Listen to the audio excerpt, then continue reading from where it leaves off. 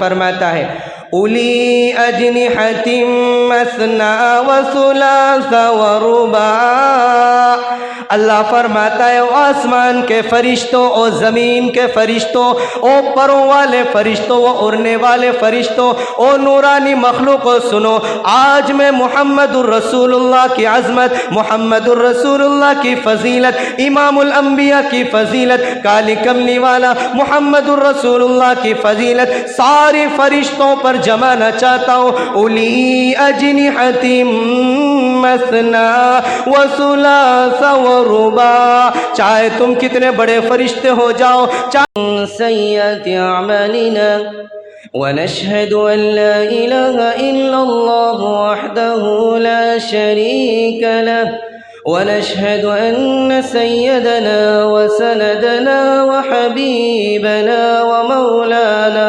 محمد صلى الله عليه وعلى آله وأصحابه أجمعين، أما بعد فأعوذ بالله من الشيطان الرجيم، بسم الله الرحمن الرحيم، سبحان الذي أسرى بعبده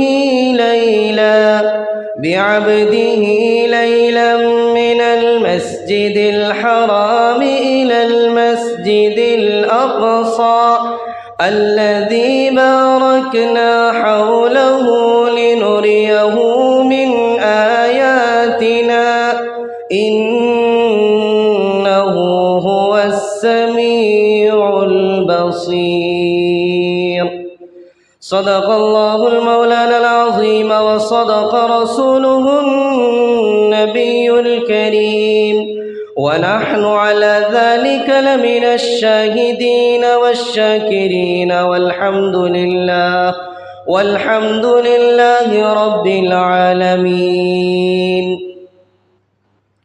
حضرات محترم، سامعین اکرام، میرے بڑے بزرگوں، نوجوان ساتھیوں اور گھروں میں بیٹھی ہوئی اسلام کی شہزادیوں، اللہ تبارک و تعالی کا بہت احسان ہے کہ اللہ نے ہم سب کو امت محمدیہ میں پیدا فرمایا، اور اللہ کے نبی صلی اللہ علیہ وسلم اس دنیا کے اندر امام الانس، امام الجن، امام الملائکہ اور امام کل امام الانبیاء بنا کر اللہ نے میرے نبی کو اس دنیا کے اندر مبعوث فرمایا۔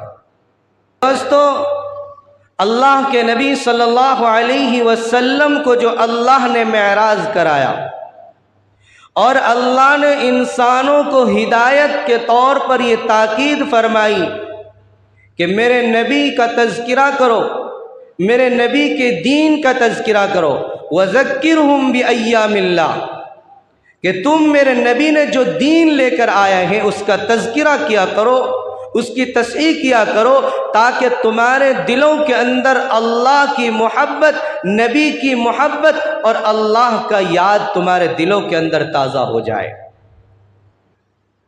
جب ہم سفر معراج کو کرتے ہیں، ان کو سنتے ہیں یا بیان کرتے ہیں تو ہمیں ایک الگ کیفیت محسوس ہوتی ہے، اللہ سے ہمیں محبت اور نبی سے محبت ہمارے دلوں کے اندر پیدا ہوتی ہے۔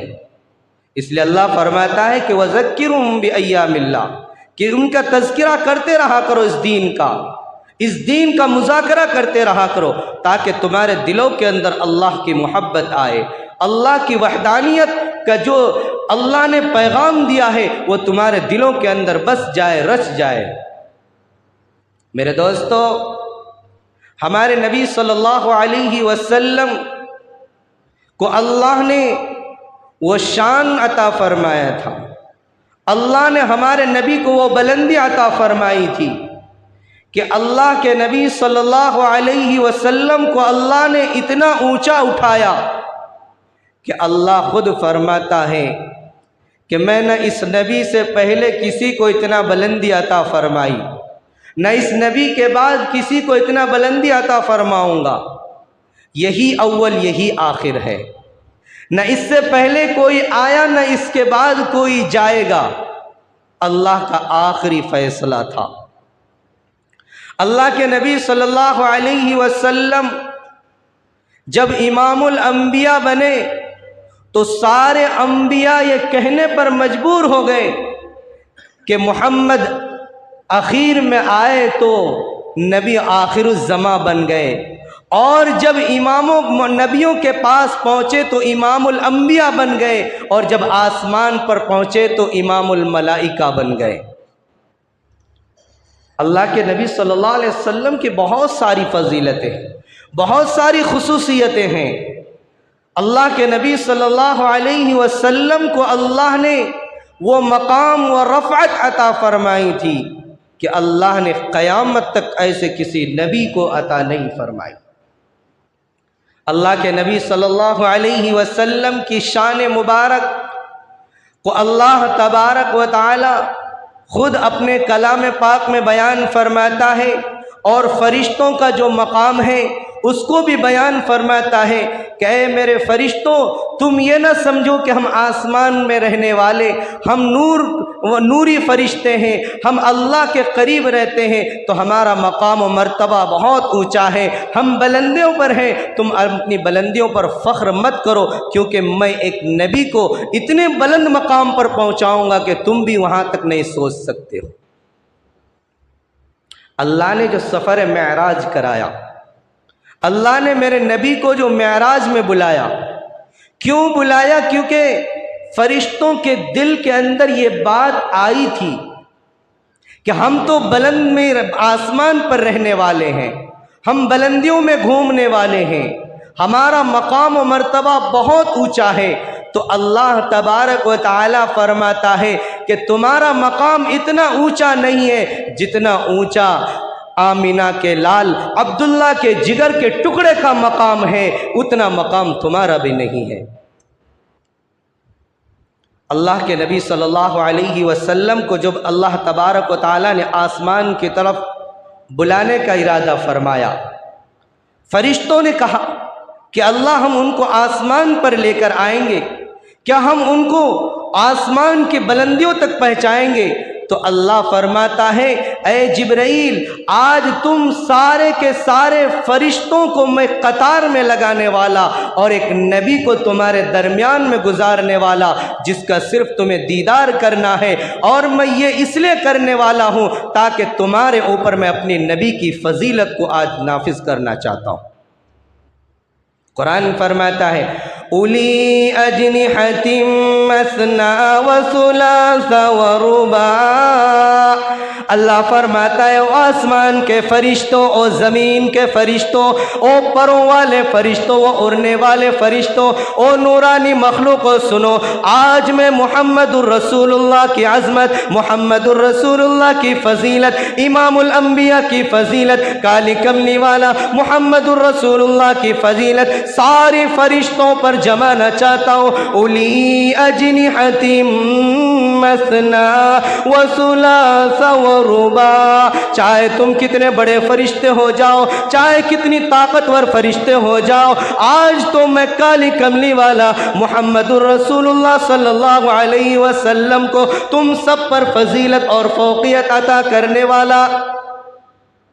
اللہ نے قرآن میں فرما دیا کہ تم یہ سمجھتے ہو کہ ہمارے 600 بازو ہیں، ہمارے 4 پر ہیں، اتنے پر ہیں، ہم ایسے پروں سے اڑتے ہیں، نہیں، آج ہم امام الانبیاء کی فضیلت تمہارے پروں پر بھی نافذ کرنے والا، تمہارے اڑنے پر بھی، تمہارے بلندیوں پر بھی ان کا مقام و مرتبہ میں تم پر عظمت والا نافذ کرنے والا ہوں۔ میرے دوستو، اللہ تبارک و تعالیٰ نے میرے نبی کو بہت اونچا مقام دیا، بہت بلندی عطا فرمائی۔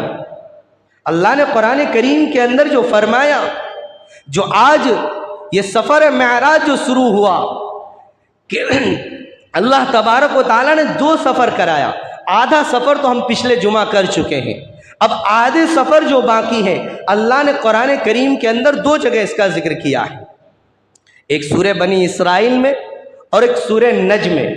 آج کا جو سفر شروع ہوگا سورہ نجم کا شروع ہوگا کہ وَالنَّجْمِ إِذَا هَوَىٰ مَا ضَلَّ صَاحِبُكُمْ وَمَا غَوَىٰ، کہ اللہ نے آسمان کی اتنی بلندیوں تک پہنچایا، فَقَانَ قَابَ قَوْسَيْنِ أَوْ أَدْنَىٰ، کہ جس طرح دو تیروں کے کمان آپس میں مل جاتے ہیں، اس طرح اللہ نے میرے نبی کو عرش پر بلا کر کے بالکل عرش سے ملا دیا، عرش کے پاس پہنچا دیا۔ اور اللہ فرماتا ہے ما زاغ البصر وما طغى، میرے نبی کی آنکھ تو ایسی آنکھ ہے، میرے نبی کی آنکھ کے اندر اللہ نے وہ نورانیت پیدا فرمائی ہے جس کو قرآن خود تعریف کرتا ہے، ما زاغ البصر وما طغى، اللہ فرماتا میں اپنے نبی کو ایسی نظر عطا فرمایا، نہ کہیں بھٹکتی ہے نہ کہیں غلط راستے پر چلتی ہے، چلتی تو بالکل سیدھے راستے پر، نہ کہیں راستے میں نہیں، ادھر ادھر جھانکتی بھی نہیں ہے۔ ہماری آنکھیں کیسی ہوتی ہیں، ہم ادھر ادھر ٹٹولتے رہتے ہیں، لیکن اللہ خود فرماتا ہے کہ میرے نبی کی آنکھ نہ کبھی بھٹکتی ہے نہ راستے کے کنارے ادھر ادھر جھانکتی ہے، ما زاغ البصر وما طغى، بالکل سیدھے راستے پر چلتی ہے، جہاں اللہ کا حکم ملتا ہے وہی میرے نبی کی نظر اور نگاہیں پڑتی ہے۔ اللہ کے نبی صلی اللہ علیہ وسلم کا معراج اب شروع کر رہا ہے۔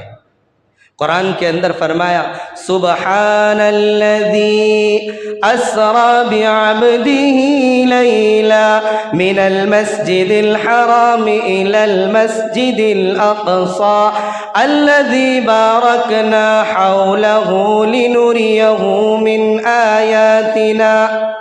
اللہ نے فرمایا کہ میں اپنے محبوب کو، اپنے لاڈلے نبی کو مسجد الحرام سے اٹھا کر بیت المقدس میں پہنچایا، اور اس کے درمیان جو عجائبات ہیں، جو مختلف برکتیں میں نے ان زمینوں کے اندر رکھی ہے، ان تمام چیزوں کا نظارہ کیا۔ الذی بارکنا حولہ لنریہ من آیاتنا انہ هو السمیع البصیر۔ اللہ فرماتا ہے کہ میں نے ان زمینوں کے اندر جو برکت کے خزانے رکھے ہیں ان تمام چیزوں کا نظارہ کرایا، اور میرے نبی صلی اللہ علیہ وسلم جو کچھ کر رہے تھے، جس طرح سمجھ چل رہے تھے، وہ ساری چیزوں کو میں خود رب ذوالجلال دیکھ رہا تھا۔ انہ هو السمیع البصیر، وہ ساری چیزوں کو میں دیکھ رہا تھا اور سن بھی رہا تھا۔ اللہ جب جس چیز کی حفاظت کرے اور جس کو اپنی نگرانی میں خود رب کائنات، خود احکم الحاکمین، تمام کائنات کا بادشاہ اپنی نگرانی میں بلائے جن کو، تو بتائیے ان کا استقبال بھی کیسا ہوگا، ان کا راستہ بھی کیسا ہوگا۔ مثال کے طور پر اگر آپ کو پرائم منسٹر یہاں کرناٹک کے بلا لے تو بتائیے آپ کی سواری بھی عمدہ ہوگی، آپ کا راستہ بھی بہترین ہوگا، آپ کے کھانے کا سامان بھی بہترین ہوگا، اور آپ کا استقبال بھی بڑے دھوم دھام سے کیا جائے گا۔ اور جو تمام پرائم منسٹروں کا بھی پرائم منسٹر ہو، جو تمام بادشاہوں کا بھی بادشاہ ہو، جو تمام حاکموں کا بھی حاکم ہو، اور جب وہ حاکم اپنے نبی کو، اپنے لاڈلے نبی کو بلائے تو بتائیے اس کا دربار کیسا ہوگا، اس کی سواری کیسی ہوگی، اور اس کا استقبال کتنا خوبصورت ہوگا۔ میرے دوستو، اللہ کے نبی صلی اللہ علیہ وسلم کو ام ہانی کے گھر سے اٹھا کر حضرت جبرائیل علیہ السلام مسجد الحرام کے اندر لائے، سینے مبارک کو چاک کیا، دل نکالا، زمزم کے پانی سے اس دل کو دھویا گیا، اور جنت سے ایک تش کے اندر بھر کر کے نور لایا گیا، وہ سارا کا سارا نور اس دل کے اندر اڈیل دیا گیا۔ کیونکہ میرے دوستوں، اللہ کے نبی کو ایک الگ مخلوق کی طرف لے جانا تھا، ایک الگ دنیا کی طرف لے جانا تھا، عالم دنیا سے عالم آخرت کی طرف لے جانا تھا، اس لیے اللہ نے دل کے اندر نور بھر دیا تاکہ وہاں جا کر میرے نبی کو کوئی تکلیف نہ ہو۔ اگر آپ یہاں سے سعودی عرب جاتے ہیں تو سب سے پہلے ایئرپورٹ کے اندر آپ کو روک کر کے سینیٹائزر کیا جا رہا ہے، آپ کو ویکسین لگایا جاتا ہے تاکہ یہاں کا ہوا اور وہاں کی ہوا موافق میں آپ کو کوئی نقصان نہ دے، اس لیے آپ کی پہلے وہاں جانچ ہوتی ہے۔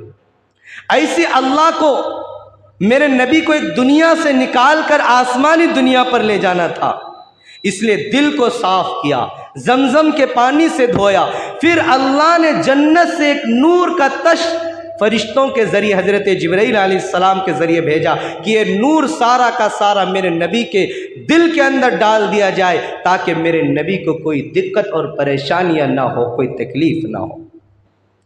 چنانچہ امام الانبیاء محمد الرسول اللہ صلی اللہ علیہ وسلم مسجد الحرام کے اندر آئے، 2 رکعت نماز پڑھی، اس کے بعد حضرت جبرائیل علیہ السلام نے سواری پیش کی کہ اللہ کے نبی، یہ آپ کے لیے اللہ نے سواری دے کر بھیجا ہے جس کا نام براق ہے، جو برق کی جمع ہے، اور براق کے معنی آتا ہے تیز رفتار، جو بجلیوں کے مانند تیزی کے ساتھ چلنے والا ہو۔ اللہ کے نبی صلی اللہ علیہ وسلم فرماتے ہیں کہ براق اتنی تیز رفتار سواری تھی کہ ہماری نگاہیں جہاں پڑتی تھی اس سے 2 قدم آگے اس کا پہلا قدم پڑتا تھا۔ اب ہم ایسے نگاہ اٹھاتے ہیں فوراً ہماری نگاہ وہاں پہنچتی ہے، تو اللہ کے نبی فرماتے ہیں ہماری نگاہیں وہاں تک نہیں پہنچ پاتی تھی کہ فوراً براق کا قدم وہاں پہنچتا تھا، اتنی تیز رفتار سوار تھی وہ سواری۔ اب اللہ ہی جانتا ہے، اور اس سواری کو سمجھانے کے لیے آج جدید سائنس نے آج ہمارے نبی کو کیسے آسمان پر اٹھایا، تخت سلیمانی کیسے ہوا میں اڑ رہے تھے، آج سائنس نے اس چیز کو ثابت کر دیا۔ آج ہوائی جہاز نے بتا دیا کہ تخت سلیمانی کیسے چل رہے تھے، آج لفٹوں نے بتا دیا کہ وہ رف رف جو سواری تیار کی گئی تھی، زینہ جو بنایا گیا تھا کیسے چل رہا، وہ ساری سائنس نے آج ساری چیزوں کو جو آج سے 1400 سال پہلے میرے نبی بتا کر گئے، آج وہ دنیا کے اندر ثابت ہوتی جا رہی ہے۔ آج ٹرین کی رفتار دیکھیے، بلیٹ ٹرین کی رفتار دیکھیے کیسی تیز رفتار ٹرین چلتی ہے، ہوائی جہاز دیکھیے کتنی رفتار سے چلتی ہے۔ یہ ساری چیزیں اب ہمیں تجسس میں پڑھنے کا کوئی موقع ہی نہیں ہے کہ اتنی تیز رفتار سواری بھی ہو سکتی ہے۔ ہوائی جہاز دیکھو گھنٹوں کا سفر منٹوں میں طے کر رہا، تو ایسی اللہ نے وہ سواری دے کر کے بھیجا جو گھنٹوں کا سفر منٹوں میں طے کر رہا تھا میرے نبی کے لیے۔ چنانچہ میرے نبی صلی اللہ علیہ وسلم کو اس سواری پر سوار کیا گیا، اور سواری پر سوار ہونے کے بعد چلتے گئے ایک جگہ پر پہنچے جہاں دیکھے کہ کھجوروں کے بہت سارے باغات ہیں، کھجوروں کے صرف درخت ہی درخت نظر آتے ہیں۔ اللہ کے نبی نے پوچھا اے جبرائیل یہ کون سی جگہ ہیں، یہاں صرف کھجوروں کے باغات ہی دکھ رہے ہیں۔ اللہ کے نبی صلی اللہ علیہ وسلم کو حضرت جبرائیل علیہ السلام نے کہا کہ آپ یہاں رکیے، یہاں پر بھی 2 رکعت نماز ادا کیجیے۔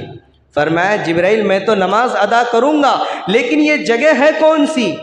فرمایا یہ یثرب ہے، آگے آپ اسی جگہ پر مکۃ المکرمہ سے ہجرت کر کے آئیں گے، اور آپ کی جو دین کو تقویت ملے گی، آپ کو جو مدد ملے گی، آپ کا جو دین پھیلے گا اسی مدینۃ المنورہ سے پھیلے گا۔ یہ ابھی یثرب ہے، جب آئیں گے آپ کا قدم یہاں پڑیں گے تو یہ یثرب سے مدینۃ المنورہ میں تبدیل ہو جائیں گے۔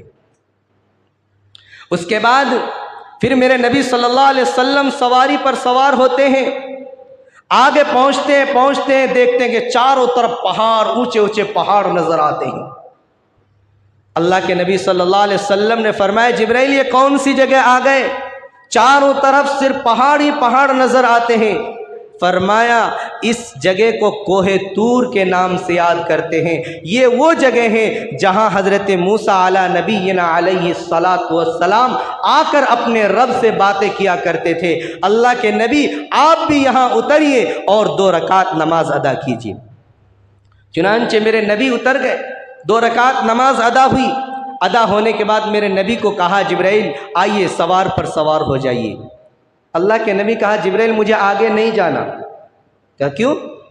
کہا جس طرح موسیٰ علیہ السلام اللہ سے باتیں کر رہے تھے، میں چاہتا ہوں کہ میں بھی یہاں کوہ طور پر اللہ سے باتیں کروں۔ تو جبرائیل علیہ السلام نے کتنا پیارا جواب دیا، کہا اللہ کے نبی حضرت موسیٰ علیہ السلام صرف اللہ سے باتیں کی ہیں لیکن اللہ کو کبھی دیکھا نہیں۔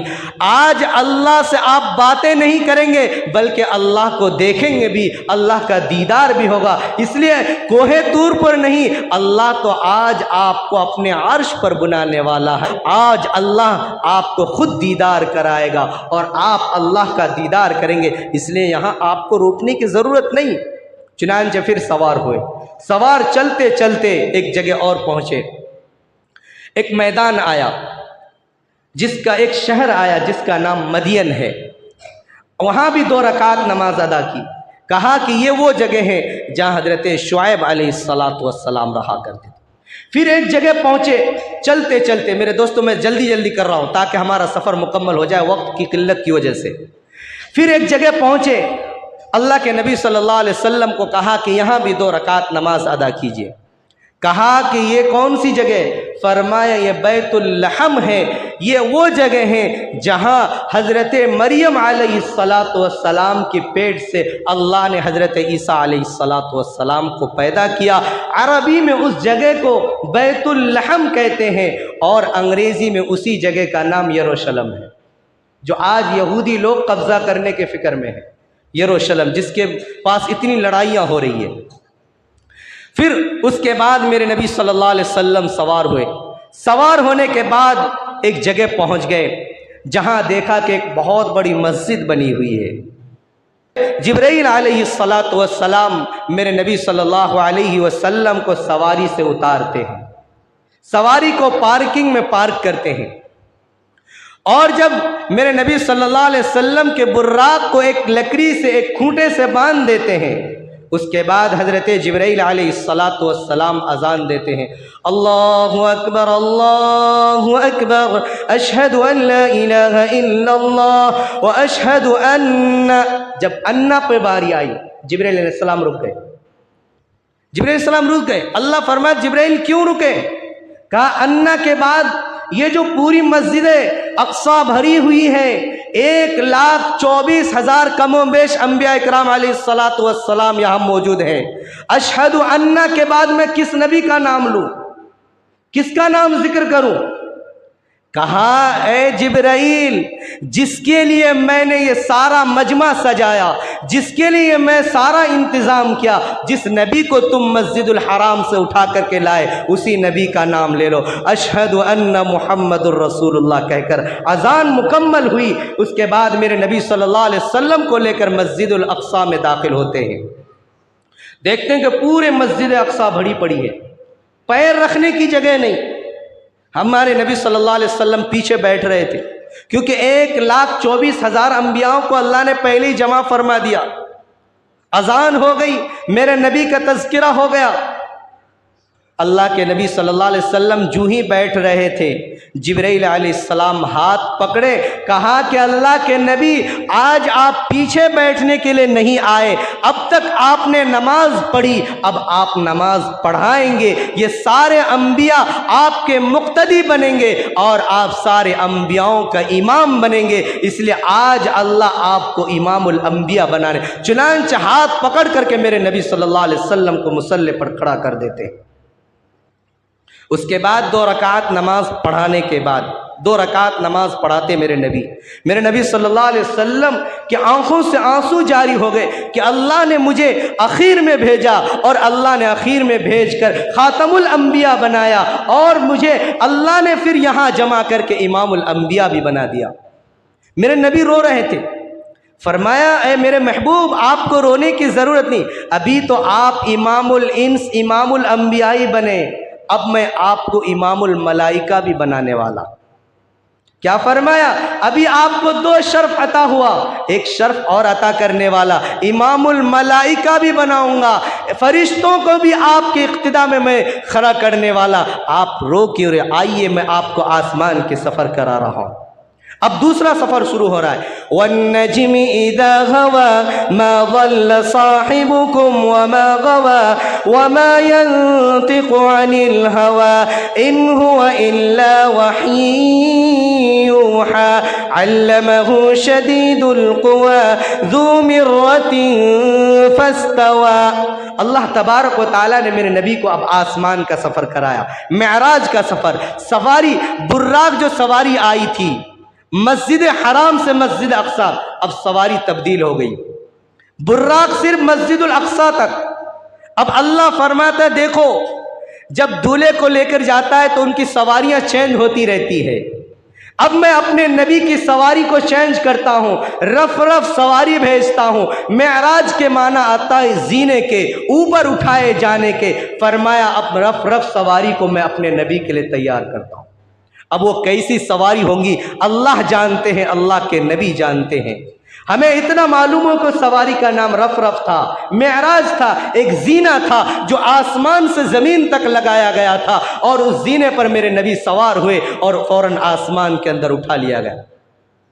چنانچہ اللہ کے نبی صلی اللہ علیہ وسلم جب اس سواری پر سوار ہوئے، میرے نبی صلی اللہ علیہ وسلم پہلے آسمان پر پہنچے. جبرائیل علیہ السلام نے آسمان کا دروازہ کھلایا. فرمایا کون؟ فرمایا کہ میں جبرائیل. فرمایا تمہارے ساتھ کون؟ کہا نبی آخر الزمان محمد الرسول اللہ صلی اللہ علیہ وسلم. آسمان کا دروازہ کھل گیا.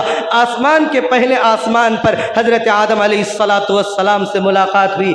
اللہ تبارک و تعالیٰ نے پھر سارے انبیاؤں کو آسمان کے اندر استقبال کے لیے کھڑا کر دیا، فرشتوں کو کھڑا کر دیا کہ آج میرے نبی کو کسی قسم کی کوئی تکلیف نہ ہو، کسی قسم کی کوئی کرن نہ ہو. آج تو نبی بھی استقبال کریں گے، فرشتے بھی استقبال کریں گے. پہلے آسمان پر جناب آدم علیہ السلام کو استقبال کے لیے کھڑا کر دیا.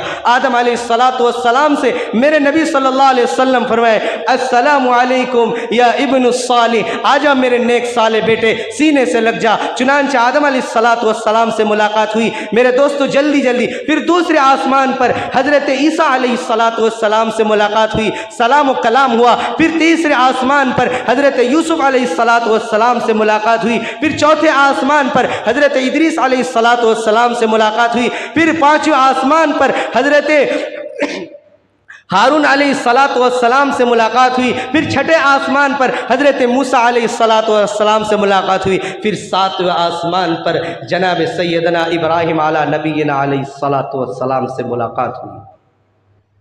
جب حضرت ابراہیم علیہ السلام سے ملاقات ہوئی سارے نبیوں نے مصافحہ کیا، ہاتھ ملایا. جب حضرت ابراہیم علیہ السلام سے ملاقات ہوئی تو ایک جگہ ایک درخت کے سائے میں ٹیک لگا کر کے بچوں کو تعلیم دیتے تھے.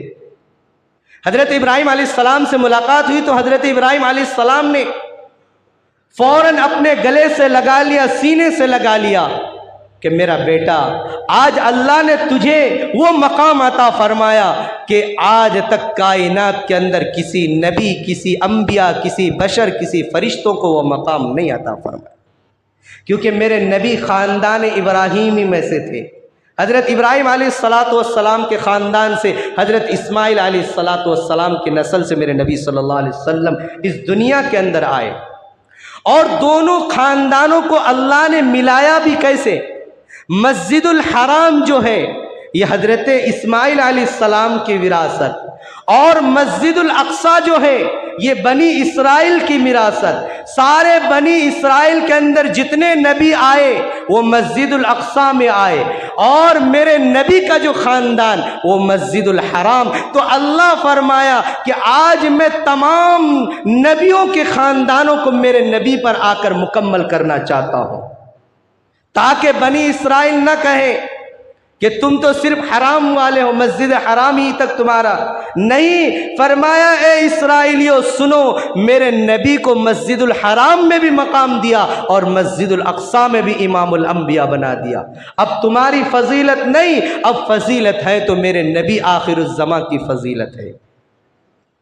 میرے دوستو، میرے نبی صلی اللہ علیہ وسلم جب ساتویں آسمان پر پہنچ گئے وہاں اللہ نے جنت اور جہنم کے نظارے کرائے، بہت سارے نظارے کرائے. اللہ کے نبی صلی اللہ علیہ وسلم جب ساتویں آسمان پہنچے تو وہاں بیت معمور ہے. جس کو قرآن میں بھی بیان فرمایا. سورہ طور پڑھیں گے تو آپ کو بیت معمور کا تذکرہ آئے گا، جس نے قرآن میں فرمایا وَالطُّورِ وَكِتَابٍ مَّسْطُورٍ فِي رَقٍّ مَّنشُورٍ وَالْبَيْتِ الْمَعْمُورِ.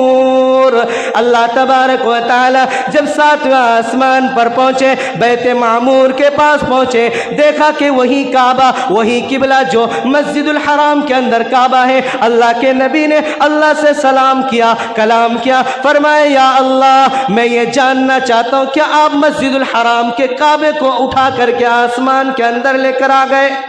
فرمایا او میرے نبی یہ مسجد الحرام کا کعبہ نہیں، یہ تو آسمان کا کعبہ ہے، یہ بیت المعمور ہے، یہ فرشتوں کا کعبہ ہے. جس طرح انسانوں کے لیے میں نے مسجد الحرام کو کعبہ بنایا، اسی طرح میں نے آسمان کے اوپر بھی بیت معمور کو فرشتوں کا کعبہ بنایا. فرمایا اے اللہ یہ تو بتا دیجئے اس کعبے کا نظام کیا ہے، اس کعبے کا طواف کیسا ہوتا ہے، اس کعبے کی عبادت کیسے کی جاتی ہے؟ کیونکہ دنیا کے کعبے کا عبادت کرنے کا طریقہ ہمیں معلوم کہ انسان اس کی طواف کرتے ہیں، انسان ان کے پاس جا کر دعائیں مانگتے ہیں، اس کے پاس جا کر چمٹتے ہیں، ان کو بوسہ دیتے ہیں. اے اللہ آپ کی جو بیت معمور کا کعبہ ہے، جو فرشتوں کا کعبہ ہے، اس کا نظام کیا ہے، اس کا طواف کرنے کا طریقہ کیا ہے؟ اللہ نے فرما دیا او میرے محبوب تو پوچھتا ہے تو میں بتاتا ہوں سنو. یہ بیت معمور وہ کعبہ ہے جو میں نے فرشتوں کے لیے بنایا ہے. روزانہ میں نے 70,000 فرشتوں کی ڈیوٹی لگا دی ہے کہ جو فرشتے آج اگر طواف کریں گے قیامت تک پھر دوبارہ اس فرشتوں کا اس کعبے میں طواف کرنے کی نوبت نہیں آئے گی.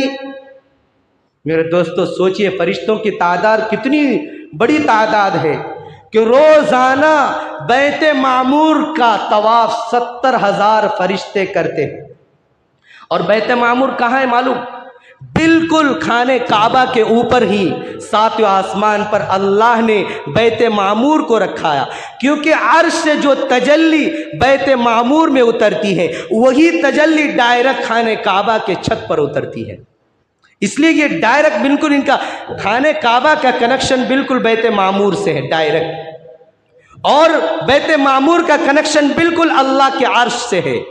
وہاں جو حکم نافذ ہوتا بیت معمور سے سیدھا ڈائریکٹ خانے کعبہ میں آتا ہے. اس لیے دنیا کے اندر سب سے مقدس جگہ خانہ کعبہ ہے، اور اللہ نے سب سے پہلے زمین کا ٹکڑا اسی ٹکڑے کو بنایا جہاں پر خانہ کعبہ کی تعمیر کرائی گئی.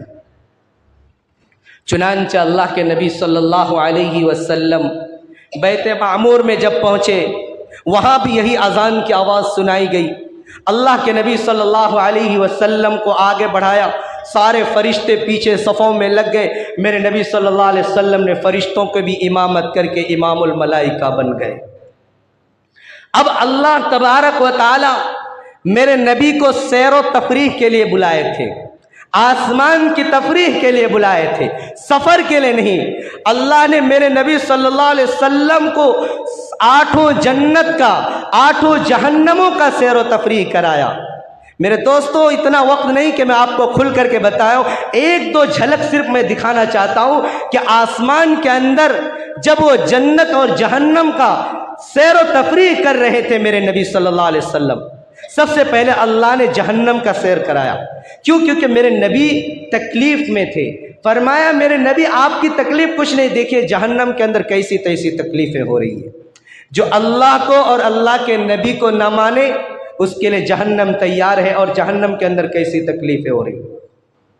اللہ کے نبی صلی اللہ علیہ وسلم جب جہنم کے پہلے اسٹاپ پر پہنچے، دیکھا کہ کچھ لوگوں کے ہونٹ جو ہے اونٹ کی طرح لمبے لمبے ہیں، اور فرشتے ان ہونٹوں کو کینچیوں سے کاٹتے ہیں. جب ہونٹ کٹ کر جاتا ہے تو پھر دوبارہ اس ہونٹ کو پھر اونٹ کی طرح لمبے کر دیتے ہیں، اور آدمی تکلیف کی وجہ سے، درد کی وجہ سے چیختا چلاتا ہے. اللہ کے نبی نے فرمایا جبرائیل یہ کون لوگ ہیں جن کی ہونٹوں کو لوہے کی کینچی سے کاٹا جاتا؟ فرمایا اللہ کے نبی یہ وہ لوگ ہیں جو دنیا کے اندر آپس میں لوگوں کو ادھر کی بات ادھر لگا کر، ادھر کی بات ادھر لگا کر لڑاتے تھے، دلوں کے اندر نفرت پیدا کرتے تھے، اور جھوٹی بات بیان کر کے ایک دوسروں کے درمیان دشمنیاں پیدا کرتے تھے، اس لیے آج اللہ ان کے ہونٹوں کو لوہے کی کینچیوں سے کاٹ رہے۔ پھر اللہ کے نبی صلی اللہ علیہ وسلم آگے گئے، دیکھا کہ کچھ لوگوں کے شرمگاہ ان کے ماتھے پر ہے، پیشانی پر ہے، اور ان سے پیپ بہہ رہا ہے، گندے مواد نکل رہے، اور وہ سارا مواد وہ پی رہے اس کو۔ اللہ کے نبی نے فرمایا، اللہ یہ جبرائیل یہ بتاؤ یہ کون لوگ ہیں جن کی شرمگاہ سر کے اوپر اور ان سے پیپ بہہ رہا، گندے مواد نکل رہے، اور اسی کو گندے مواد کو یہ پی رہے۔ کہا یہ وہ لوگ ہیں، یہ وہ مرد اور عورت ہیں جو دنیا کے اندر زنا کیا کرتا تھا، زنا کے کاموں میں ملوث ہوتا تھا، اللہ تبارک و تعالیٰ قیامت تک اس کو یہی سزا دیتے رہیں گے۔ پھر اللہ کے نبی صلی اللہ علیہ وسلم آگے گئے۔ میرے دوستوں بس 2-3 جھلک دکھا رہا ہوں، تفصیل تو بہت لمبی، 8 جنت کی 8 جہنم کی تفصیل کر دیے تو 6-7 گھنٹے لگیں گے، ہوتا نہیں، اس لیے 2-3 جھلک دکھا رہا ہوں آپ کو۔ پھر آگے گئے، دیکھا کہ کچھ لوگ ہیں ان کے پیٹ کے اندر سانپ اور بچھوئیں تیر رہے ہیں، اور ان کے پیٹوں کے اندر زہریلے سانپ اور بچھوئیں ڈنک مارتے رہے۔ فرمایا جبرائیل یہ کون لوگ ہیں؟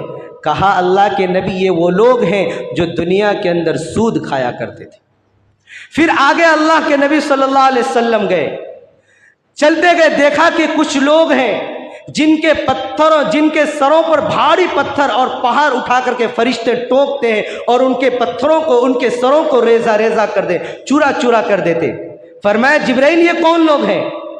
فرمایا یہ وہ لوگ ہیں، یہ آپ کی امت کے وہ لوگ ہیں جو نماز نہیں پڑھتے تھے، اللہ کے سامنے اپنے ماتھے کو نہیں ٹیکتے تھے، سجدہ نہیں کرتے تھے، اس لیے آج اللہ ان کے سروں کو پتھروں سے توڑ کر کے چورا چورا کر رہے ہیں۔ یہ جہنم کے مناظر تھے، آگے بہت سارے مناظر ہیں، ان تمام چیزوں کو چھوڑ کر جنت کی طرف آتے ہیں، تھوڑا اس کا بھی جھلک دیکھ لو۔ اللہ تبارک و تعالی ہمارے نبی صلی اللہ علیہ وسلم کو جنت کا سیر کرایا، حوض کوثر کا سیر کرایا، وہ حوض جو اللہ کے نبی اپنی امت کو قیامت کے دن پلائیں گے، ہر امتی کو اللہ کے نبی اپنے دست مبارک سے جام کوثر ملائیں گے، اس کوثر کا بھی سیر کرایا۔ اور اللہ کے نبی صلی اللہ علیہ وسلم نے فرمایا کہ میرا ہر اس امتی کو یہ حوض کا پانی نصیب ہوگا جو میرا امتی دنیا کے اندر میری مان کر اللہ کی عبادت کر کے آئیں گے، ہر امتی کو ملے گا۔ جنت کا اتنے خوبصورت جنت کو سیر کرایا، وہاں کے باغات، وہاں کے جھرنے، وہاں کی نہریں، وہاں کی شرابیں، وہاں کی شہد کی نہریں، ساری چیزوں کا نظارہ کرایا۔ جنت خلد، جنت مأوا، جنت فردوس، جنت عدن، 8 جنت کا اللہ کے نبی صلی اللہ علیہ وسلم کو سیر کرا کر کے جنت مأوا کے قریب جب 7 آسمان کے بالکل اوپر گئے جہاں جنت الفردوس ہے، جنت الفردوس کو جب اللہ کے نبی نے جب دیکھا تو فوراً رک گئے، فرمایا اللہ یہ اتنی خوبصورت جنت ہے، جو میں نے 7 جنت دیکھے ان 7 جنت سے زیادہ خوبصورت ہے، یہ اتنی خوبصورت جنت کس کو ملے گی؟ اللہ کے نبی نے پوچھا یہ اتنی خوبصورت جنت آپ کس کو دیں گے؟ فرمایا میرے محبوب آپ فکر کیوں کرتے ہیں، جس طرح میں نے آپ کو خوبصورت بنایا، جس طرح میں نے آپ کو عظمت اور رفعت والا بنایا، اسی طرح میں نے جنت بھی آپ کی امتیوں کو دینے کے لیے خوبصورت اور رفعت والا بنایا۔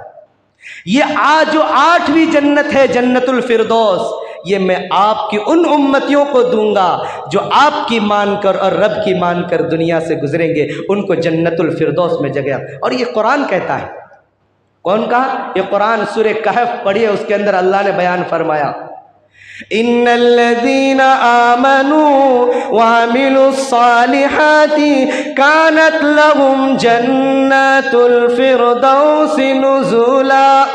اللہ تبارک و تعالیٰ نے قرآن کریم کے اندر فرما دیا، اے میرے محبوب تو جنت الفردوس کے بارے میں سوال کرتا ہے کہ یہ جنت کس کو ملے گی؟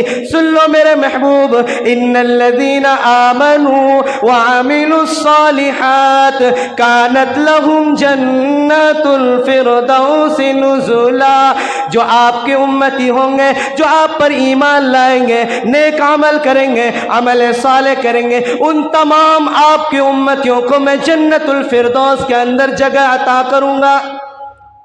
جو تمام جنتوں میں خوبصورت جنت اللہ ہم سب گنہگاروں کو دیں گے۔ اللہ میرے نبی کے صدقے میں اللہ ہم سب کو جنت الفردوس نصیب فرمائے، آمین کہہ دو میرے دوستو، سبحان اللہ۔ یہ میرے نبی کی شان تھی کہ اس نبی کے بدلے اللہ ہم گنہگاروں کے لیے جنت الفردوس تیار کی ہے، جس کو قرآن نے بھی بیان کر دیا ہے۔ اب میرے نبی صلی اللہ علیہ وسلم سدرۃ المنتہا پر پہنچ گئے، جہاں فرشتوں کی انٹری بند ہے، جہاں سے آگے فرشتے نہیں جاتے ہیں، وہاں سے آگے تو صرف کالی کملے والے محمد رسول اللہ ہی جاتے ہیں۔ فرمایا جہاں نوریوں کا سفر ختم، وہاں سے بشر کی سفر شروع ہوتی ہے۔ حضرت جبرائیل علیہ السلام سدرۃ المنتہا پر رک گئے۔ اللہ کے نبی صلی اللہ علیہ وسلم کو کہا کہ اے اللہ کے نبی، اب یہاں سے آگے آپ کو جانا ہے۔ میرے نبی صلی اللہ علیہ وسلم جوتے مبارک اتار رہے تھے، کیونکہ اللہ کے عرش پر جانا تھا۔ جس طرح جوتے مبارک پر پہن کر کے حضرت موسیٰ علیہ السلام کوہ طور پر گئے تو اللہ نے کیا فرمایا؟ فَخْلَعْ نَعْلَيْكَ، اے موسیٰ تجھے معلوم نہیں تو کوہ طور پر آ رہا ہے مجھ سے باتیں کرنے کے لیے، جوتا پہن کے جوتے اتار دو۔ فَخْلَعْ نَعْلَيْكَ، فوراً اپنے نالین مبارک اتار دو۔ اور جب میرے نبی جوتے مبارک اتارنے لگے تو اللہ کیا فرمایا؟ میرے محبوب آپ کو جوتے اتارنے کی ضرورت نہیں، ان جوتیوں کو پہن کر کے آ جاؤ تاکہ عرش بھی ان کی جوتیوں پر فخر کرنے لگے۔ آج میرے دوست ایک واقعہ سناتا، لیکن ٹائم نہیں ہے، بہت مزے کی واقعہ جو زمین و آسمان کے درمیان تکرار ہوئی، لیکن خاص بات یہ ہے کہ اللہ کے نبی صلی اللہ علیہ وسلم جب عرش پر پہنچے، عرش پر جب پہنچ گئے تو اب اللہ تبارک و تعالیٰ سے باتیں ہوئی، اللہ تبارک و تعالیٰ سے ہم کلامی ہوئی۔ اللہ تبارک و تعالیٰ سے سب سے پہلی جو باتیں ہوئی، اللہ کے نبی نے سلام کا ہدیہ پیش کیا، سلام کا تحفہ پیش کیا۔ التحیات للہ والصلوات والطیبات، اللہ کے نبی نے سب سے پہلا جملہ کہا، اللہ کے عرش پر پہنچ کر سب سے پہلے سلام کا ہدیہ پیش کیا۔ جس طرح ہم جاتے ہیں تو السلام کہتے ہیں، السلام علیکم ورحمۃ اللہ، تو اللہ کے نبی نے بھی سلام کیا کہ التحیات للہ والصلوات والطیبات۔ اللہ کے نبی صلی اللہ علیہ وسلم نے فرمایا، او میرے رب، میں نے زبان سے جتنی بھی عبادتیں کی ہیں وہ ساری کی ساری عبادتیں تیرے لیے۔ اے اللہ کے نبی، میں نے بدن سے اپنی جان سے جتنی بھی عبادتیں کی ہیں وہ ساری کی ساری عبادتیں تیرے لیے۔ اے اللہ کے نبی، اے اللہ، میں نے جان اور مال سے جو میں نے اپنی عبادتیں کی ہیں وہ ساری کی ساری عبادتیں تیرے لیے، زبانی عبادتیں بھی، بدنی عبادتیں بھی، مالی عبادتیں بھی، ساری کی ساری عبادتیں میری آج تیری جھولیوں میں ڈالتا ہوں۔ جب اللہ کے نبی صلی اللہ علیہ وسلم نے یہ سلام کیا تو اللہ نے فوراً جواب دیا، السلام علیک یا ایہا النبی ورحمۃ اللہ وبرکاتہ۔ فوراً اللہ کی طرف سے سلام آ گیا کہ اے میرے نبی، میری طرف سے تم پر سلامتیں ہو، میری برکتیں ہو، میری رحمتیں ہو، میری ساری کی ساری چیزیں تیرے لیے ہو۔ اللہ کے نبی صلی اللہ علیہ وسلم نے سوچا اللہ جلال میں ہے، اللہ جمال میں ہے، اللہ دینے میں ہے اور محمد رسول اللہ لینے میں ہے۔ فوراً کہا کہ آج میں اپنے گنہگار امت کو کیوں بھول جاؤں، میرے گنہگار امت کیوں پیچھے رہ جائے۔ فوراً کہہ دیا السلام علینا وعلی عباد اللہ الصالحین۔ فرمایا او رب کائنات، صرف مجھ پر سلامتی نہیں، مجھ پر رحمتی نہیں، بلکہ میری امت کے نیک لوگوں پر بھی سلامتی اور رحمت نازل فرما دیجئے۔ میرے دوستو، جب ہم کسی بڑے کے پاس جاتے ہیں تو اپنے گھر والوں کو بھول جاتے ہیں، صرف اپنا ہی فکر رہتا ہے کہ میں اپنے لیے کچھ مانگ لوں۔ لیکن قربان جائیے اس نبی رحمت پر، اس رحمت للعالمین پر، اللہ کے عرش پر پہنچے ہیں، اپنے لیے نہیں مانگ رہے ہیں، اپنے گنہگار امت کو یاد کر رہے ہیں۔ یا اللہ مجھے نہیں، میرے گنہگار امت کو بھی شامل کر لیجئے، میرے گنہگار امت پر رحمتیں برکتیں نازل فرما دیجئے۔ فرشتوں نے بھی جواب دے دیا، اشہد ان لا الہ الا اللہ واشہد ان محمد الرسول اللہ، کہ اللہ میں گواہی دیتا ہوں کہ اے محمد الرسول اللہ اللہ کے بندے اور اللہ کے رسول ہیں۔ اس کے بعد میرے دوستو اللہ سے بہت ساری باتیں ہوئیں، پھر اللہ نے 50 نمازیں دی، جلدی جلدی 50 نمازیں لے کر آئے۔ حضرت موسیٰ علیہ السلام سے ملاقات ہوئی، کہا کیا لے کر آئے ہو؟ کہ 50 نمازوں کا تحفہ اللہ نے دیا۔ کہا کہ میری امت منا سلوہ کھا کر کے، میری امت کے لیے جنت سے کھانا آیا کرتا تھا، منا سلوہ آ کر کے میری امت کو 2 نمازیں ملی تھی، وہ نہیں پڑھی، تو آپ کی امت تو ٹماٹر بھی خرید کر لائیں گے، پیاز بھی خرید کر لائیں گے، آلو بھی خرید کر لائیں گے، تو آپ کی امت 50 نمازیں کہاں سے پڑھے گی؟ اس لیے واپس جائیے، کم کرا کر لائیے۔ تو چنانچہ اللہ تبارک و تعالیٰ کے پاس گئے، 5 کیا، پھر گئے 5 کم، پھر گئے 5 کم، اسی طرح کرتے کرتے اللہ 9 مرتبہ میرے نبی اللہ کے پاس گئے۔